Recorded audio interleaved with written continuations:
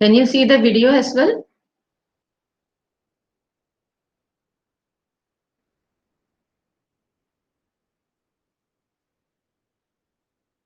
Yes.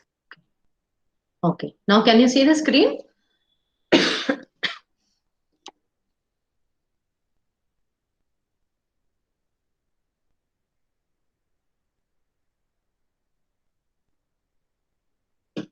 The screen is visible?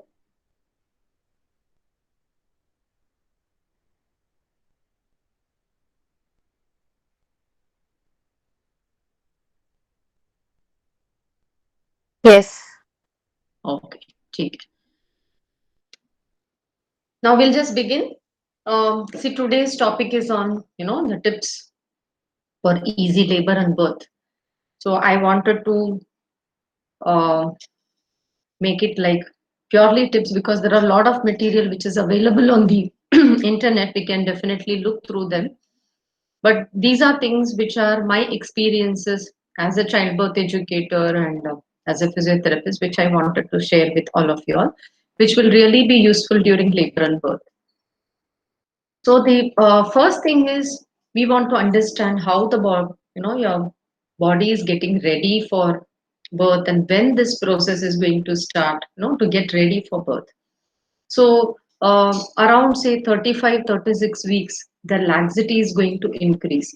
So there are many women who experience laxity much earlier, but 36 weeks or around the ninth month is the time there is more pelvic laxity, which will make the pelvic joints more flexible, which will enable the baby to enter into the pelvis. So that is one step which happens. And the cervix, which is the base of the uterus, this portion. So now you can see this is more behind. This starts moving little more ahead, and it starts getting thin.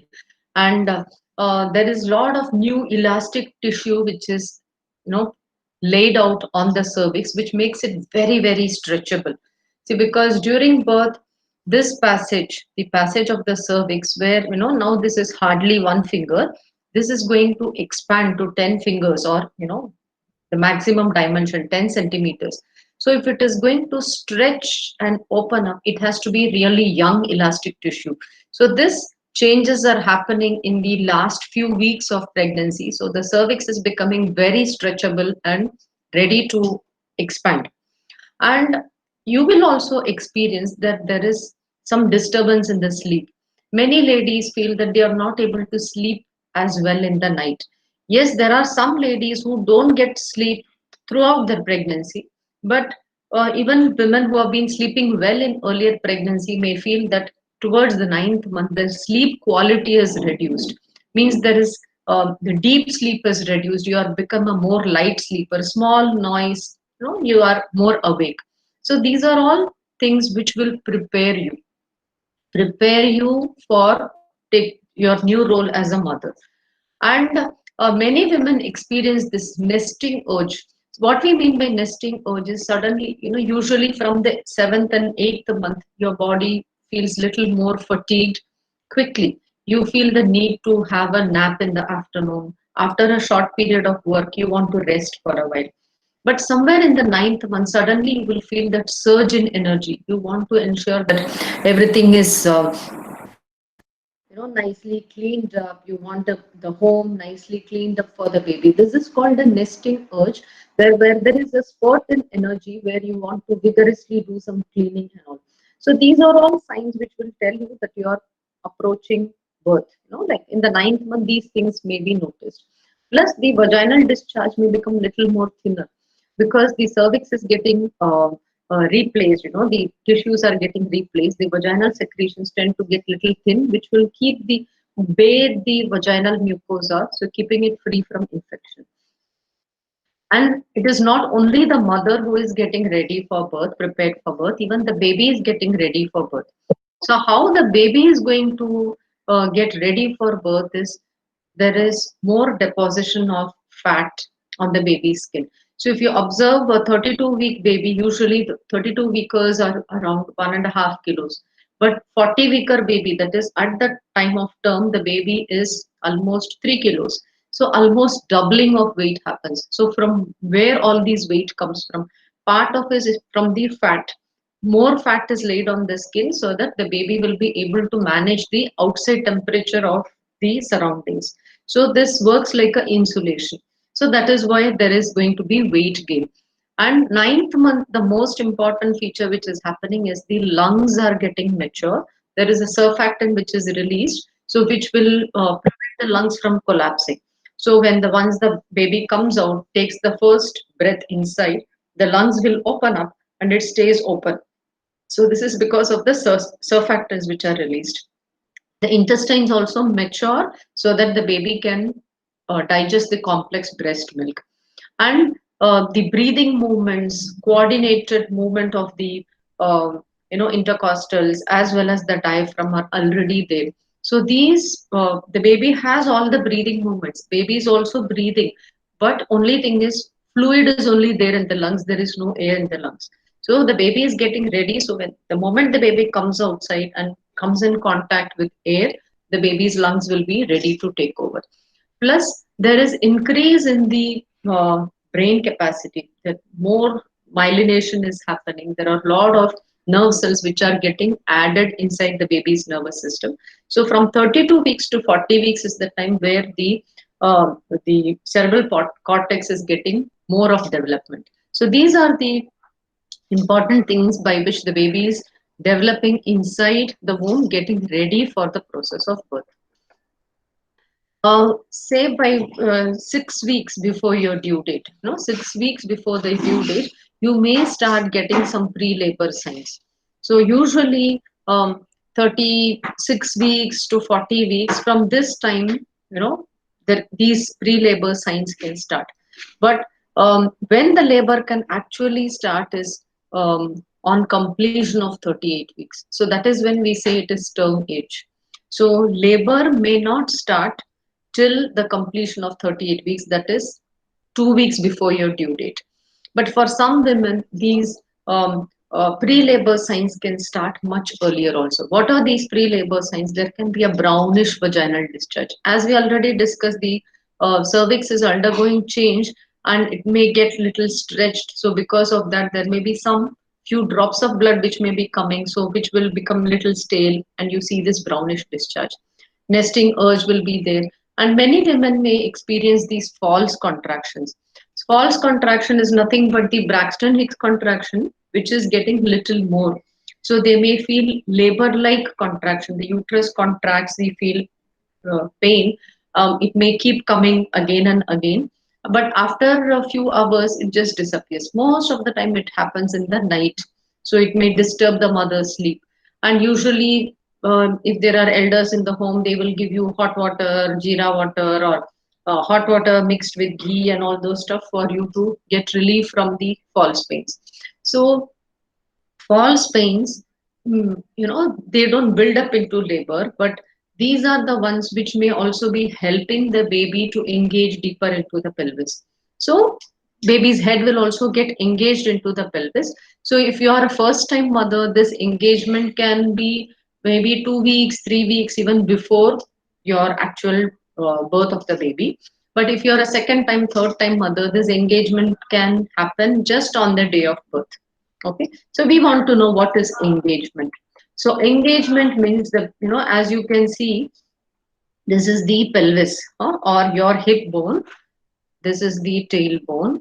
So actually there is a ring kind of a space through which the baby's head has to move. It is like um, uh, plugging into a socket. So it has to get into a perfect fit so that the baby and pelvis will fit in an imperfection so that the baby can enter into the pelvis, because the baby has to enter into the mother's pelvis and then come out at the time of birth.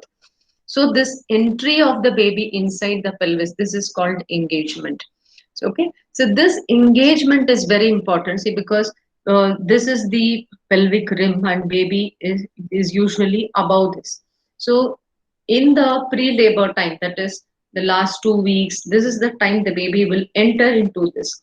So why this is important? Because this is the entry point of the baby into the pelvis. If you are keen on having a vaginal birth, the baby entering into the pelvis is very important, because if the baby is not engaged into the pelvis before labor begins, then it is unlikely that we'll have a vaginal birth. So if the baby has already entered the pelvis, yes, the baby has taken the right path. So the baby has taken, then the baby can come through the exit. So, this is the importance. Baby's head engagement means you're more likely to have a vaginal birth. Babies that not engaged till the labor date, then you're less likely to have a vaginal birth. So now you get very curious. What do I do to help the baby to engage? See, these are the four things which are going to help the baby to engage into the pelvis. So you can walk. So this is the age-old um, recipe which everybody tells you for having a vaginal birth, and everybody also talks about squatting. So walking, the pelvis keeps moving. So this is going to help the baby to engage. Same way, squatting also. Squatting will widen the pelvis. It will widen the pelvic outlet. The outlet of the pelvic can be widened by doing squatting. Here, there is a small suggestion. I usually don't recommend people to squat and stand again and again. So, if you want to do squatting as a form of uh, what is nesting urge? Okay, so nesting urge is, I'm sorry, I'm not able to see this chat box from my own computer. So nesting urge is the mother's sudden surge in energy. This is what animals used to have, like when they have to form a nest before they lay the eggs or before they give birth. So they are looking for a safe place for birth of the baby. So see, we are also animals, mammals, so we also have the same urge. But we all don't have to look for a space, but this will be there where there is a sudden surge in energy, where the mother will feel that, oh, there are cockroaches here, I have to clean the house. There are, cobwebs here, so everything has to be clean. I want a place for everything. Suddenly, there is a spurge in energy. You want to clean up things. The thing is, you want to keep things in order in preparation for the arrival of the baby. So there will be a strong contrast, because you are been tired in the seventh and eighth month, wanting to rest often, and suddenly in the ninth month you feel like, I want to clean up all these things, get this room ready for my baby. So this is called the nesting urge. Okay. So now we are discussing about how we can help the baby to engage. So walking is going to definitely help. So usually around 60 minutes of walking in a day, the amount of pelvic movement which happens with 60 minutes of walking in a day is sufficient to help the baby to move down. Same way, squatting will help in opening up the pelvis. As I already told you, I would not recommend you to sit and stand and squat again and again. So that can weaken the pelvic floor muscles. What we would rather want is you stay in the squatting position just for 1 minute in a day. So you can just squat, move side to side, and then you can sit just for a minute. So that is sufficient to give flexibility, because body is already in flexibility mode, right? So we that much amount is just sufficient. And if you're already using the Indian, you don't need to practice any squatting separately. This is just sufficient. Okay. So the other thing is tall sitting. What we mean by tall sitting is sitting with your back straight. If you're going to be sitting on the floor, you can put one or two cushions, sit on that so that the back becomes tall, straight. Or if you're sitting on a chair, I would recommend that you don't sit on the sofa. All low sofas will make your back to curl back. So instead, sit on a high chair where your back will be straight, like a dining chair. So that is a tall sitting posture. Crawl position, we all know, coming on hands and knees. So this is also a good position where gravity is not there, because your body is parallel to the floor. So there is no gravity, and it makes it easy for the baby to turn and change position. So we all know that there are some favorable positions for birth. Like if you are keen to have a vaginal birth, then this is the position. 85 to 90% of the time, baby is in this head down position, or this is called the vertex position. This is favorable for vaginal birth. But sometimes baby is not in a favorable position. This is the breech position, where the bottoms are the presenting part. So here vaginal birth is little difficult, especially if you're a first time mother. And this is the transverse position where the baby is across. Okay. So baby can be in these positions.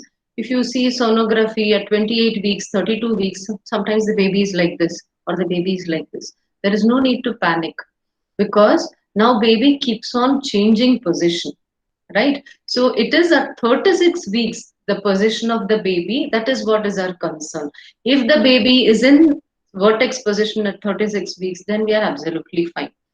You find baby in breech or in transverse position at 32 weeks, no worry. We still have time for the baby to turn, right? But when you will want to try, you are little concerned. I want to ensure that my baby turns and come to the correct position.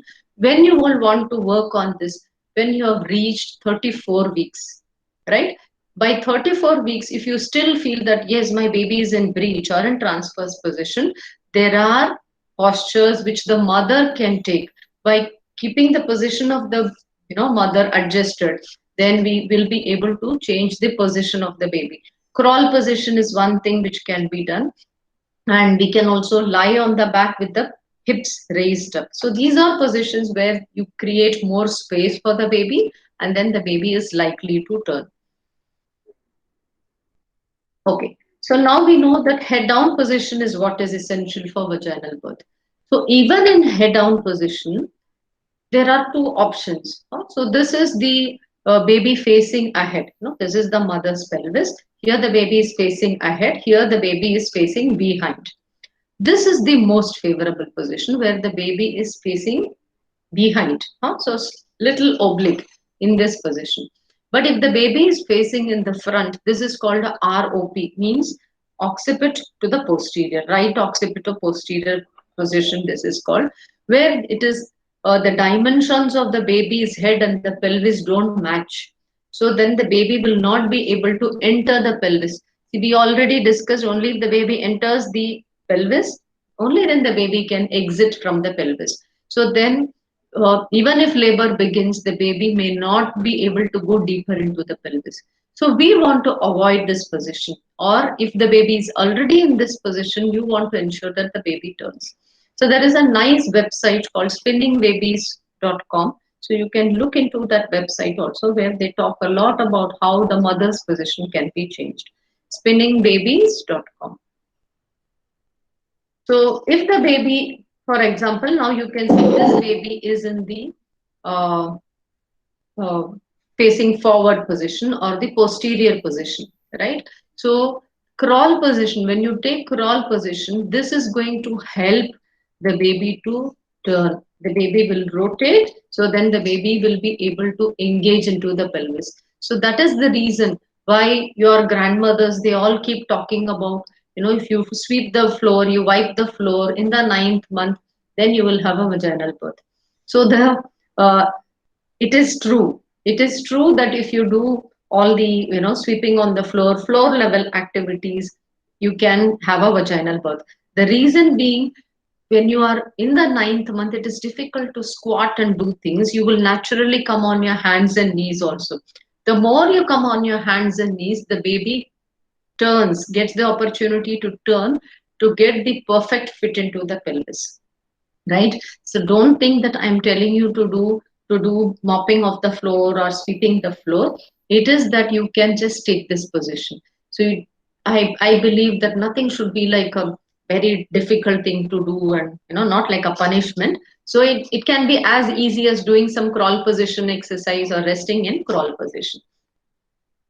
Okay, so now we saw how the baby is going to engage into the pelvis. Now we want to see how the your body is going to work during labor.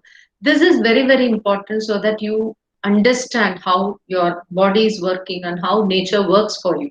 Right? So the entire labor is like 3 stages. So once labor begins, no? So once labor begins, it the cervix has to slowly, slowly open up. So this is the beginning part of labor, so where the cervix is slowly, slowly opening up. So halfway through, the cervix is opening. So now once the cervix is fully open, then the baby can come out. So how the cervix opens? Because of uterine contractions.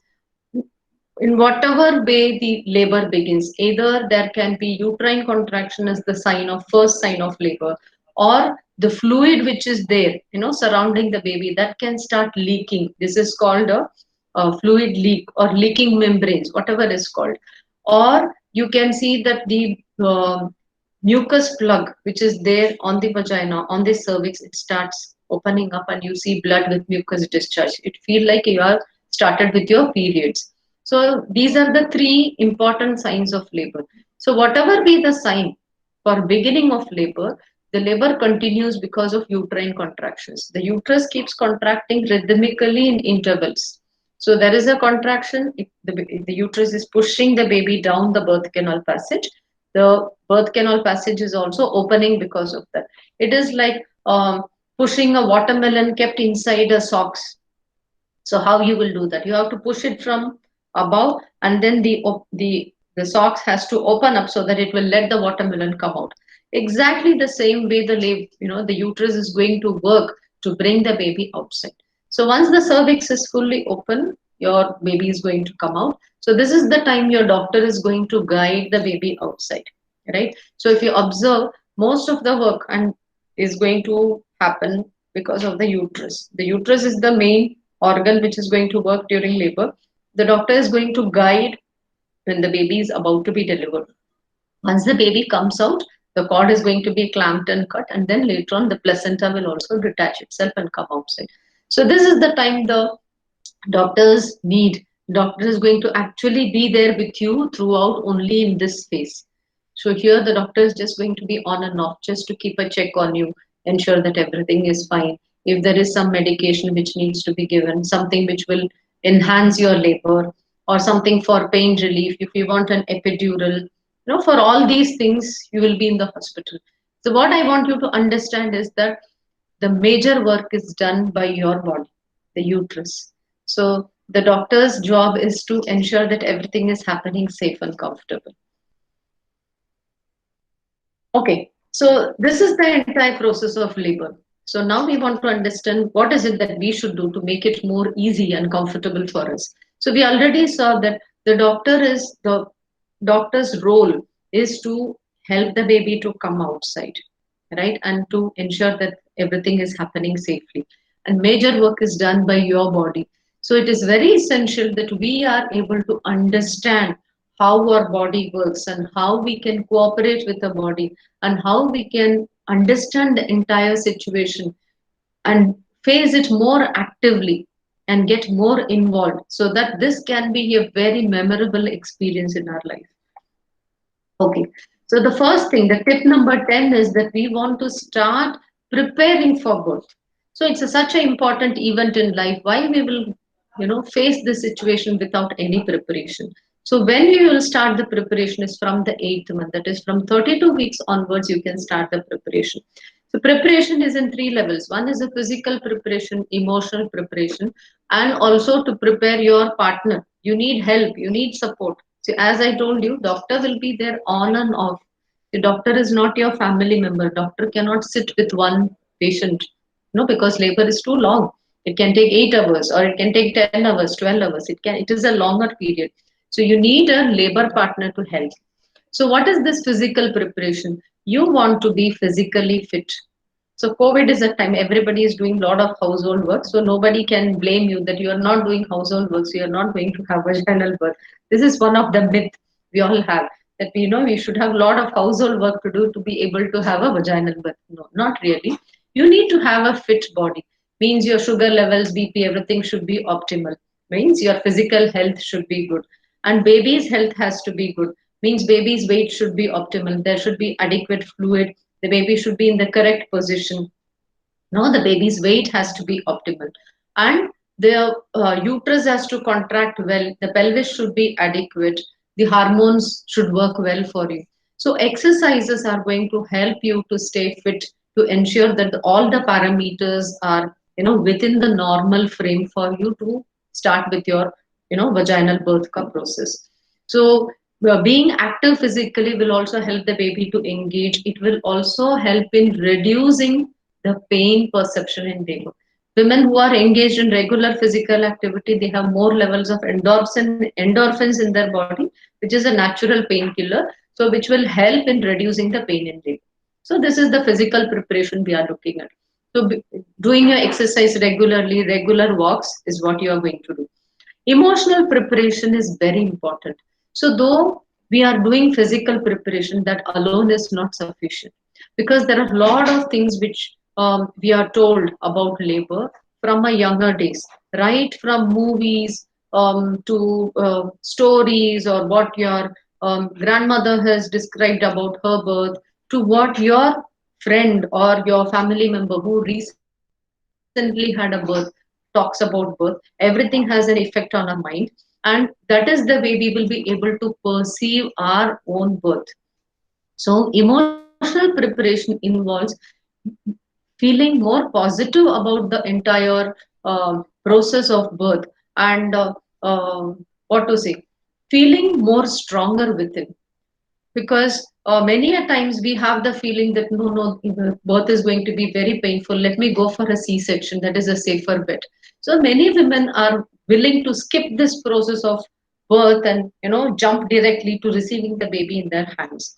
So if we think of labor as a more powerful experience, and if you can say that, so I will get these contractions, yes, they were going to be very big and strong contraction, but this is how I will manage, this is what I can do, this is going to help you. So for all these things, this labor preparation helps. See, me as a childbirth educator also, we help. There are many childbirth educators also who are all helping the expectant couples to prepare for labor. So understanding how labor goes and how you can manage your labor, there are different things which you can do. You can do movements, there are massage, there is breathing. All these things, if you can learn thoroughly and then rehearse them mentally and practice with your partner, then you are going to be much more prepared for your D-Day. Okay. So this emotional preparation is important. Yes, it is a big event in your life. Even for a simple thing like, if you're going, if your engagement, once your engagement is decided, how many times we go for dress rehearsal, makeup rehearsals. So this is again another important event in your life. So we cannot do it without good preparation. So good preparation is a must. Very important is to prepare your labor partner. So if this is what WHO also says, that presence of a labor partner, presence of a labor partner is going to make your birth less complicated, less need for pain relief medication. It will shorten your labor time, and you will have a much positive experience about birth. So it is very important that it is not sufficient even just by you learning about labor and what you can do. You should have somebody who can support you and help you during labor. Who can be a labor partner? It can be your husband. He is the best person to be your labor partner, because he is the person closest to you and who has the same wavelength to share, and who is all keen to help you in the process of birth. So you both want to receive the baby together, smiling happily. So if your husband is not available, then you can maybe ask your mother or mother-in-law, sister, friend. Anyone can be a labor partner, but this labor partner should be able to, means there should be some physical strength, because it requires massage and helping you to move, to to support you emotionally also. So if they also have a lot of back pain, they cannot move easily, they may find it little hard, right? And the person should be willing also, because labor, we don't know how long it is going to be. It can be 6 hours also, it can be 8 hours, it can be 10 hours. You should be able to commit that I will be with you throughout this period of time. And whatever preparation is happening, prepare along with your labor partner, so that your partner knows what you will be comfortable doing during labor, what you will like as a massage, where you are more likely to experience pain, what if I do, you will feel more relief. The person knows you better, will be able to help you out better. So this preparation is very important. Okay. Tip number 9 is that there should be no panic. This is very, very important, because when there is fear, this fear will give rise to tension. This tension will increase the pain. So this is very important for us to um, break this cycle, because panic is something which, it is like exam fear. At the time of labor, many women go through panic attacks like exam fear. Sometimes it is not the woman who is panicking, but it is the family member who is panicking. So both are not good. So fear can increase the tension, which will make the lower uterine segment to become tight. It will tighten the cervix, which will make the uterine contractions very painful. Otherwise, uterine contractions are not meant to be so painful. Yes, they are painful. I'm not denying that, but they don't become very painful and sharp. But with fear and tension, it can grip the cervix, the circular fibers of the cervix and the uterus, which will make it more painful and unbearable. Okay, so the other way to avoid your fear is that you should know the signs of labor. So we have already described the signs of labor. Then you will know, yes, if these signs are there, then I will have to that it indicates that I'm in labor, and when I should go to hospital also you should know. See, when you will go to the hospital, if you are getting leaking, if your membranes are leaking, then within 2 hours you want to reach the hospital. But if you are getting uterine contraction, or if you are getting your blood with mucus discharge, then you are not in so much of hurry to go to the rush to the hospital. You can wait for your contractions to happen every 5 to 10 minutes, and then you can proceed to the hospital. So if you understand the process of labor, and that nothing is like emergency, or it is a safe situation, then you are less likely to panic. And don't treat labor like an emergency. Most of the labors are cool. There is plenty of time, so there is nothing to panic. Okay. And the tip number 7 is that don't worry, you are allowed to eat and drink during labor. So if you are reach the hospital early, then even in the hospital, when you're just waiting for your baby to arrive, the doctor, after checking, the doctor will tell you now you can eat, you are allowed to drink, like that. So maybe when you are very close to birth, that is the time the doctor will say that now you don't take solids, you can take some liquids. So what is it where you want to eat when you are already in labor, but you are allowed to eat? You can eat food which is easy to digest. So you can eat bread with jam, or roti with honey, or rice with dal, or curd rice you can have. So easy to digest food. What you want to avoid is puri sabzi or dhokla, or means kachori, or some spicy food is what you would want to avoid. And it is also good idea to carry a small snack box. You can have Parle-G biscuits, you can have Polo, you can have Hajmola candy, or you can have chocolates, you can have lollipop, orange or lemon candy lollipop, which can give you some instant energy. Sometimes you may throw up in labors, you are not so keen to eat. So just two Parle-G biscuits will give you some energy, provided your sugar levels are okay. So usually, even for diabetic mothers, at the time of labor, you need to have some energy, and many doctors are okay with allowing you to sip some glucose water, or to have some Parle-G biscuits to keep your sugar levels optimal, so that you feel hydrated with fluid and also having some energy to move during labor. Tip number 8 is that you should rest as much as possible in early labor. Many a times, women are told that during labor you should keep walking, you should keep moving. Then you're likely to have a vaginal birth. Then your labor will go on fast, and your baby will come out fast. But when? So many ladies, what they do is, when they know that now I'm into labor, they are moving around. They are, labor invariably starts in the night, so they don't get proper sleep. They are moving around. Contractions are not big, means they are in early labor, when the contractions are still small. And when they keep moving, they get very tired. But invariably, the big and strong contractions of active labor may start much later. So by then, they are so drained of energy that they are not able to move or change position. They are fatigued. So what I'm suggesting is, during the early labor, you have to rest as much as possible, because this is the time the oxytocin is slowly building up.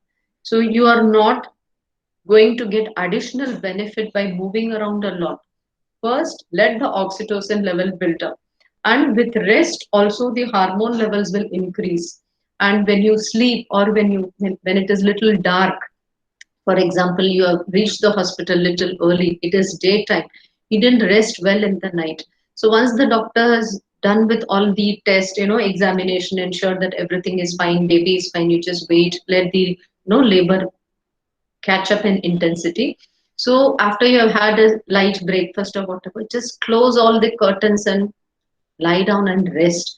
Even if you don't sleep, just shut your eyes and lie down. This rest and little cozy environment will help your body to build up on the oxytocin. We know that oxytocin is the hormone which will make the labor to progress, which will cause uterine contraction. Then you will progress into active labor. So rest during early labor. It is in active labor that you have to be active. In early labor, rest, rest, rest. Okay. And the tip number 7 is that you have to empty your bladder. See, the pelvis is a small place, so the baby has to pass through it. The bladder will also be there, the bowel will also be there. So it is simple, basic physics. We need to have more space for the baby to descend and go down. So the bowel is usually emptied by giving enema. So in a hospital birth, the doctor will usually suggest that you take an enema so that the bowel will be empty, so that creates more space for the baby. The bladder, it can be emptied. So there are two advantages of emptying the bladder. One is if the bladder is too full, then it blocks the space in the bladder, doesn't allow the baby to move down. So by keeping the bladder empty every 1 hour or 1.5 hours, you are creating more space for the baby. Second thing is full bladder will make the uterine contractions very painful. So, and just for the reason of going to the washroom, you will get up from your bed, you will move, you will walk, you will sit on the pot, then you will come back. So that enables movement will help the baby to move down into the birth canal passage. So that is a reason for you to move. So when you go and empty the bladder often, that will help you a lot. And tip number 7 is that you allow gravity to help the baby to come down. So this is something which is really important during labor, because in our mind we are tuned to believe that if you think labor, you think of a hospital bed, you are lying down in the hospital bed, right? So this is what we picturize ourselves during labor. Now this is the time you have to change those kind of picture. Nobody has tied you to the hospital bed, nobody is forcing you to lie down. So during labor, the more mobile you are free to move. So it is only during examination or when they have to check the baby's heartbeat that the doctor or the nurse will request you to lie down. Otherwise, you can be sitting, you can be standing, you can be swaying your body, moving side to side. Oh, there are so many possibilities. Even if you have a IV on, many times labor needs to be augmented with IV, or for fluid balance they put you on IV. So even if you are on an intravenous drip, you can sit up at the bedside, you can stand up at the bedside. So everything is possible, because when you are standing, gravity is going to help. See how this baby can move easily when the mother's pelvis is moving. When the mother's pelvis is moving, the baby also gets to move. We would see this one more time.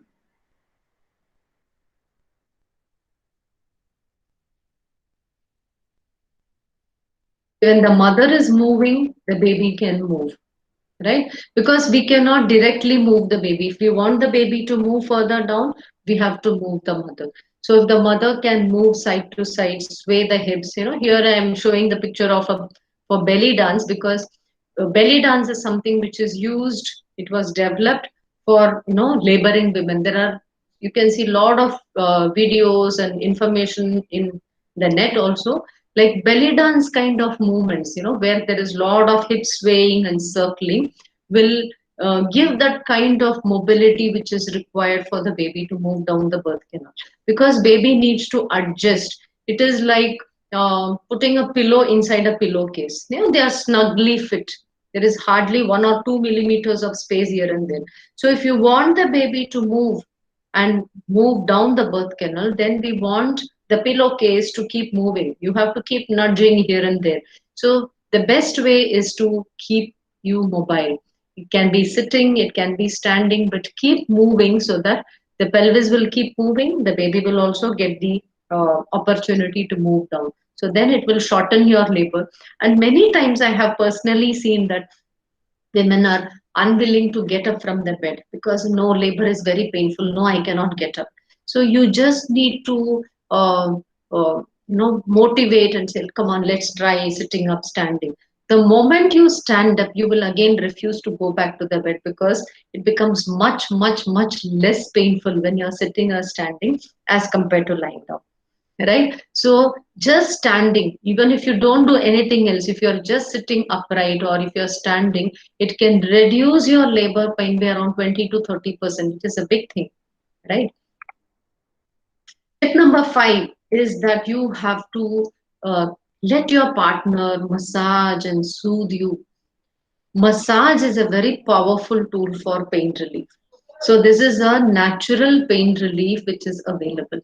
So uh, see, this is all our ancient wisdom only. In earlier times when birth used to happen in the homes, there used to be home births, there will be one old grandmother or a dai who will massage the back, use warm compress to comfort the mother. So all these are useful. These are not placebo. So earlier they thought that these are all placebo. Someone strokes you, you feel good, natural. Not that way. When we massage, there are a lot of, the skin is the biggest sensory organ in the body, so there are a lot of nerve endings in the skin. So when you are massaging, it is going to release lot of endorphins. So these endorphins will reduce the impact of pain in the body. So they do a lot of studies saying that the amount of pain which is experienced by laboring mother, it cannot be handled at any other time. So what is so special? How the laboring mother can manage to take such intensity of pain because of the circulating endorphins. So how we can increase the level of endorphins in the body by doing a lot of massage. So the labor partner can rub, it can be stroking the forehead, stroking the back, through the contraction, between contractions, by pressing the mother's leg, stroking the face. All these things are excellent, right? Plus, it can give local pain relief also. Usually, the labor contractions are felt either on the lower belly or on the lower back. So, these are the common places where the pain is going to be felt. So, when the massage is done on those areas, like if on the back you give a nice massage, if you want, you can even use a ball for massaging. So, if you do the massage, it gives immediate pain relief. So it reduces pain by 50%, immediate. But the only thing is, for the next contraction, the partner has to massage you again. Because it will not carry over to the next contraction. So this works in a slightly different way. We call this the pain gate theory. If you want to just understand how this works, it is like if you knock your elbow somewhere, what we do, we immediately rub that area, right? So how did the pain go away?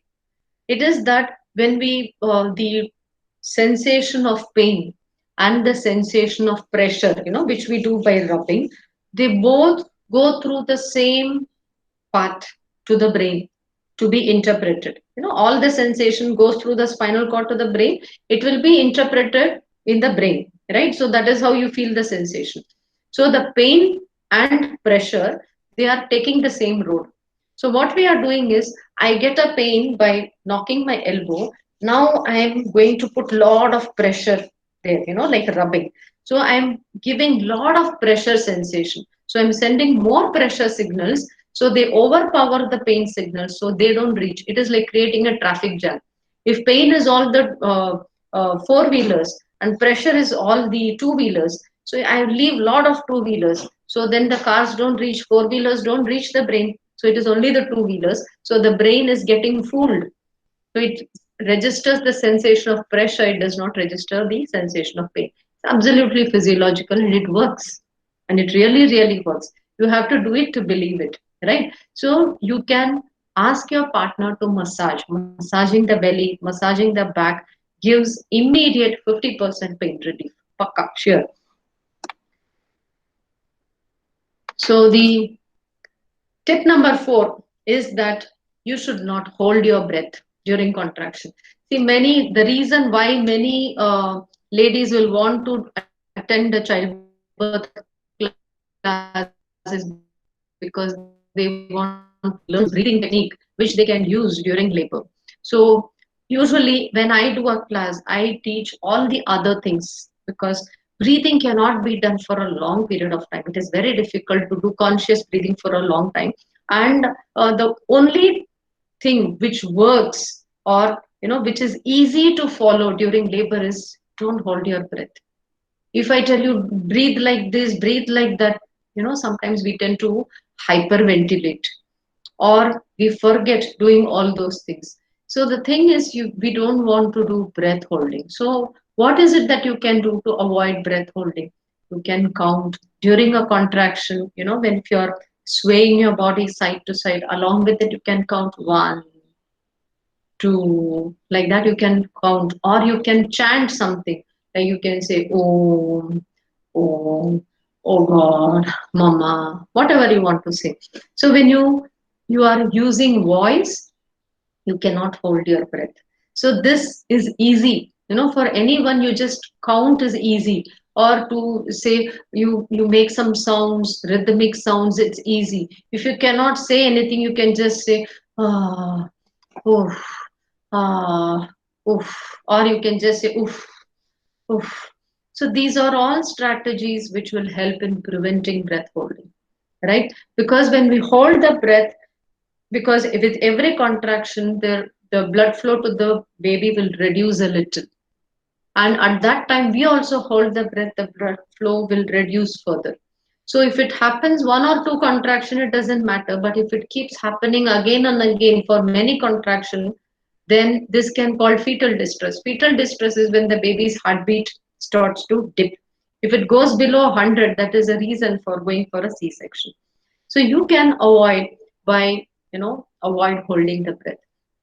Plus, here I wanted to mention one more thing, which I forgot to mention when we are talking about gravity helping to bring the baby down. So, the important thing to remember is in labor, you don't want to be lying on your back, right? Usually, the position for giving birth may be lying down on the back with your head propped up. But during labor, when you are lying on the back, then it reduces the blood flow to the baby. That can also give rise to fetal distress. So if you can be upright, but if you have to be on the bed for some reason, you have to be on the bed. You are not able to be sitting up or standing or moving, then choose to turn side to side instead of sleeping on the back. So you can turn to your left, turn to your right. You can prop the bed up and do a recline sitting. So these things will still work well for you, right? Okay. And tip number 3 is to learn to relax your pelvic floor during labor. So this is the pelvis. So we saw how the baby is entering into the pelvis, and this is the pelvic floor. And you can see this is the vaginal passage. So you can see how as the baby moves down at the time of birth, this is when the baby is just about to be delivered. That is the time you are inside the delivery room. You are pushing the baby down, and the baby is emerging. So you see amount of the pelvic floor has to open up. So this happens naturally if we let it happen. So for that, we should be able to relax the pelvic floor. Imagine what will happen if you tighten this passage. You don't let the baby come out, you tighten this passage. It is going to be harder. Usually, the doctor will make a small cut called an episiotomy to help the baby to emerge more easily. So, women who are not able to loosen the pelvic floor voluntarily, so then the episiotomy may have to be little bigger, to help the baby to emerge. Or many ladies, when they have taken an epidural, then the cervix open very fast, because without epidural, with pain, the tendency is to stiffen the body. With the body stiffening, the cervix also tightens, it refuses to open. That is why with epidural, suddenly and quickly the cervix will open up and you can deliver the baby. Right? So if you can do this voluntarily, that will be very useful to you. And this will be helpful at the time of birth also. So to know how to relax the pelvic floor, because this you are going to use when you are pushing the baby. The best place to practice this is when you are in the washroom, when you are about to pass stools. So you will not strain for stools. There is no need to push very hard because the uterus is working. You just need to let go. Allow the, the opening to enlarge and just help very little, right? So inside the washroom, when you are passing stools, you observe by just doing breathing, let the pressure for the bowels build up, and you just need to open up the anal passage and allow the contractions of the gut to let the stools pass out. You just wait without straining too much how the stools pass out. This is also a similar physiological event which is happening. Only thing is the baby is much bigger, and it is going to be much harder to bring the baby out. So if you voluntarily relax the pelvic floor, then the pressure which is required to bring the baby out will be much less. It will be much easier. Another way to practice this is, you can this these things you can start from your 36 weeks onwards. You can be lying on your back, keeping the legs little wider, like how the position of birth. And in that position, you can try to relax the pelvic floor by thinking you want to pee. You see if you can relax your pelvic floor muscles to pee, right? So this relaxation in the pelvic floor muscle will be useful at the time of labor. Just few times also, if you practice, you will find that it becomes easier, because we are not used to passing urine or passing stools in the lying down position. But in labor, we are going to be either in the lying down position or in a semi-reclined position. And we are also not used to having people around. So your body may try to pull inside. So little voluntary practice, conscious practice will help in voluntarily relaxing the pelvic floor muscles, right? Tip number two is, you have to trust your body and trust your caregiver. So this is very important because the more you understand about your body, you know that yes, my body is designed for giving birth.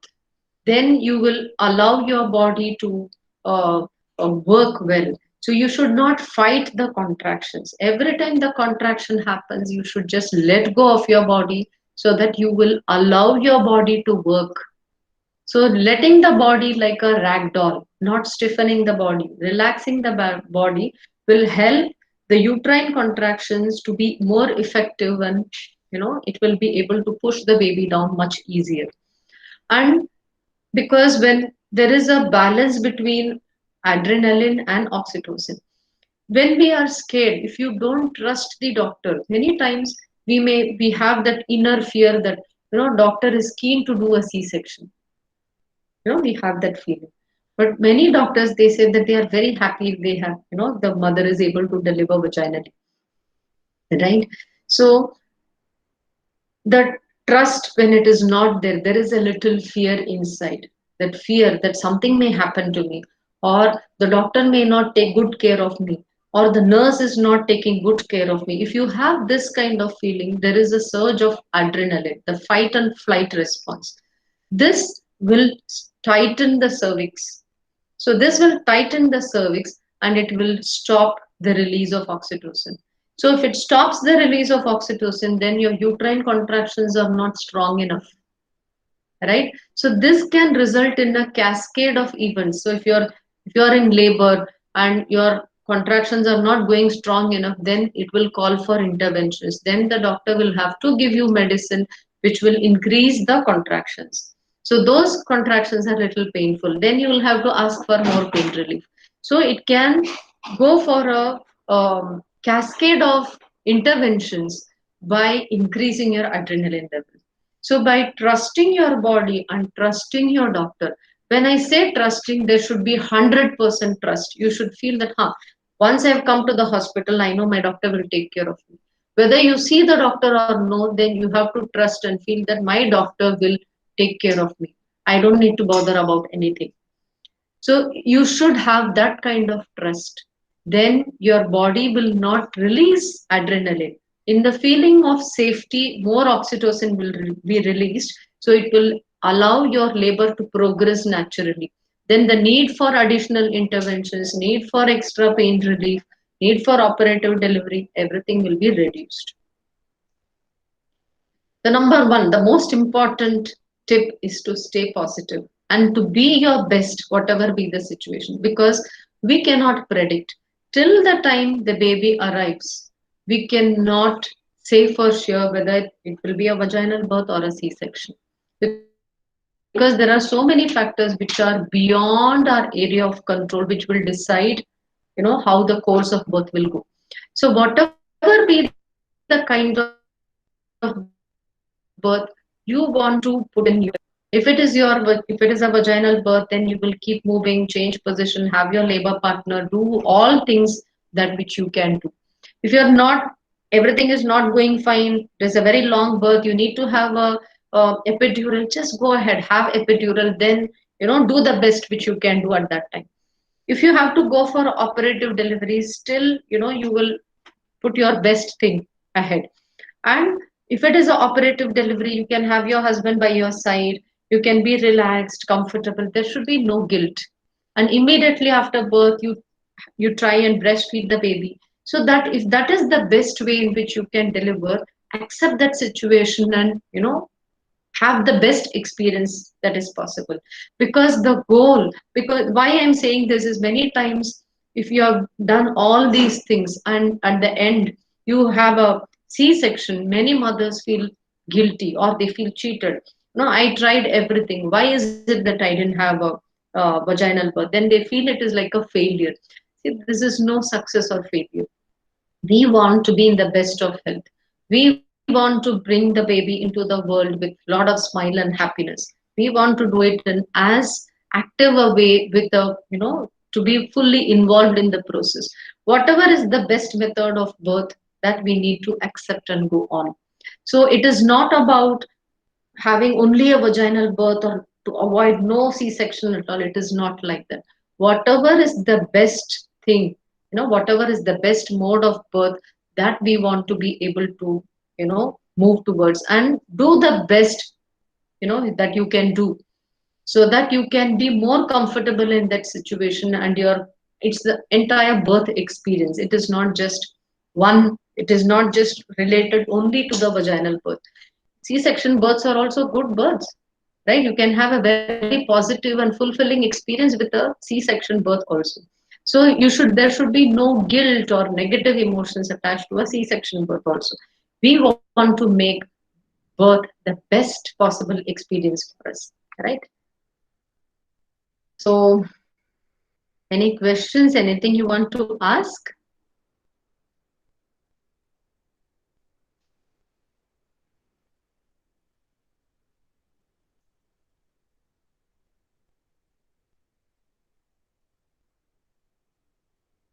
Anyone has any questions?